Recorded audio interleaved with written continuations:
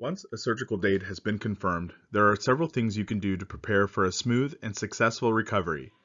First, obtain access to the MyChart program. Second, a preoperative visit with our physician's assistant has likely already been scheduled. In addition, you will also undergo a pre-anesthesia visit at Kadlec Hospital and a prehabilitation visit at the Kadlec Healthplex. It may also be necessary for you to see your primary care provider if you have not seen one in the last 12 months. If you have significant cardiac issues requiring the care of a cardiologist, a letter from this physician may be required. There are a few useful items and pieces of equipment to obtain, and finally, there may be some medications to start before surgery. Obtaining access to the MyChart program is the most efficient way for you to communicate with our office both before and after surgery. You can obtain access by visiting this website or by scanning the QR code on your postcard provided to you in clinic.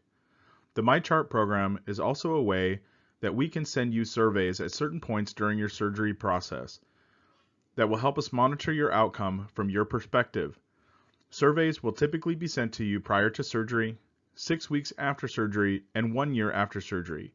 It is very helpful to us for you to complete these surveys at home before your clinic visits. A preoperative visit with our physician's assistant, Kadlec Kane, has likely already been scheduled for you. If you do not know this date, please notify us and we will confirm that you have one scheduled. This visit is performed at the Northwest Orthopedics Clinic at 875 Swift Boulevard in Richland. It is an approximately 30-minute visit where a review of your medications and medical history will be completed. We will confirm with you your post-operative discharge plan and your support plan.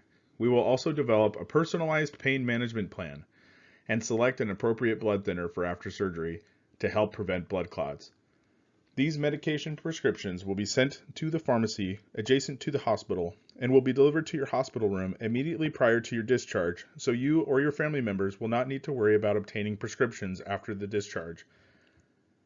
A surgical consent will also be signed. We will also provide you with other prescriptions needed, such as a temporary disabled parking placard for a period of 3 months and a prescription for a walker if you have not already received one. This will also be a time for you to answer any additional questions. You should be prepared to answer the following questions at this visit. Do you or a close family member have a history of blood clots or pulmonary embolism? Do you have any intolerances to any specific pain medications, or have any pain medications worked well for you in the past? Do you have any known sensitivities to metal or nickel? Who will be helping you mostly after surgery? How far can you walk until pain becomes an issue? And what other treatments have you tried, such as medications, injections, or physical therapy? It is also helpful for us to know roughly when these treatments were attempted, such as within the last 6 months or more than a year ago, etc. You will also need to complete a pre-anesthesia visit. The hospital will call you to set up this appointment, and typically will occur 1 to 2 weeks prior to surgery. You will enter through the main entrance of the hospital across from the parking garage, and the staff will direct you to the location. At this visit, you will obtain blood work and other studies such as an EKG or a chest x-ray if necessary. An anesthesia provider will also perform a screen of your medical record for potential issues. It will also be very helpful for you to complete a prehabilitation visit. If this is your first surgery and not a revision or your second surgery, you will be called by Kadlec to schedule this visit. This is a one-on-one educational visit with a physical therapist who will teach you techniques to move safely and how to perform exercises after surgery. This visit will prepare you for a safe discharge and recovery. At this visit, you will also meet our nurse navigator, Syra Campbell. Syra will be your guide during the initial stages of recovery. If you have seen your primary care provider in the last 12 months and medical issues are well controlled and stable, then this should suffice. If you have more complex medical issues or have unresolved issues that need further evaluation, additional treatments, or optimization, then you may want to check in with your primary care provider prior to surgery. If there are significant unresolved issues, then surgery may need to be delayed. In addition, if you see a cardiologist routinely for heart issues, then it may be necessary for you to obtain a surgical clearance letter from that provider. There are some useful items that can be obtained that will make recovery much easier. Some items are required and some are not. First, you will need a way to ice your knee. After surgery, the hospital will provide 2 refreezable gel packs and a cloth sleeve that can be used to perform frequent icing. As an alternative to this, you can obtain an ice machine. This is not provided by the hospital and it is not required, but it is very nice for frequent icing. Your insurance may not cover this, but you can decide to pay cash if desired. The cost is typically just over $120. But again, it's not necessary. A prescription will be faxed to a vendor, and this vendor will contact you and notify you of your insurance coverage. If your insurance covers the ice machine, he will schedule a delivery for the machine to your home, and you will bring the machine to surgery with you, and it will be applied to your knee after surgery. If your insurance does not cover the ice machine, then you can either pay cash for the device and scheduled delivery, or choose not to purchase the ice machine and just use the gel packs the hospital provides. Next, elevating your leg will be very important during your recovery, especially the first 1 to 2 weeks.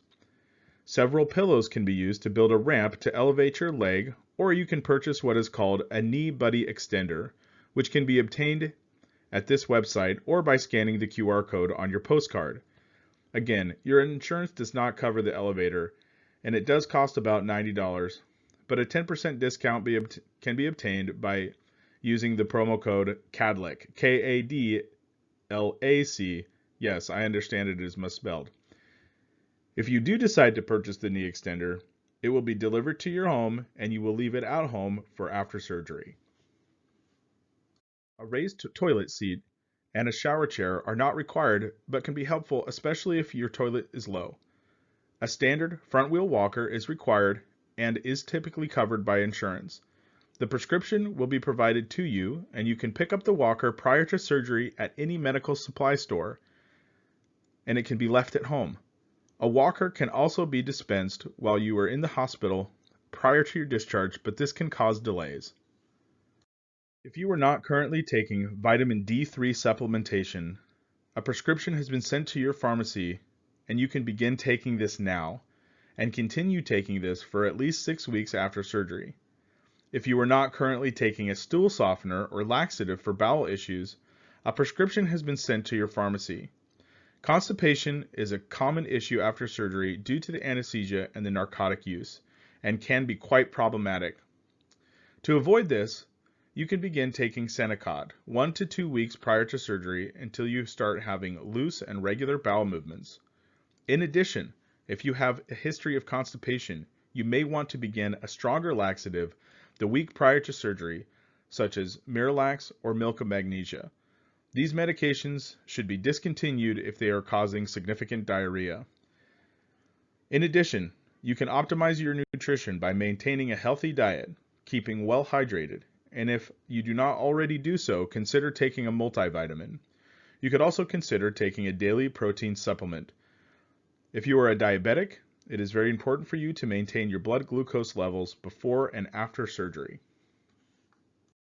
If you have any questions regarding these items or additional concerns, please reach out to our team. The best way to communicate prior to surgery will be through the MyChart program. Messages will be forwarded to one of our medical assistants and will then be forwarded to the appropriate provider if they are unable to answer your question or address your concern. Many problems and complications can be avoided with proper planning. We need you to be committed to learning and following our instructions. The key to a safe, smooth, and successful recovery is preparation. In summary, what you need to do now is to attend your preoperative visits, wait for calls to schedule the pre-anesthesia and prehab visits, start taking medications if needed, and begin obtaining the desired equipment. Please review this video as many times as necessary to make sure you are ready. Thank you for listening.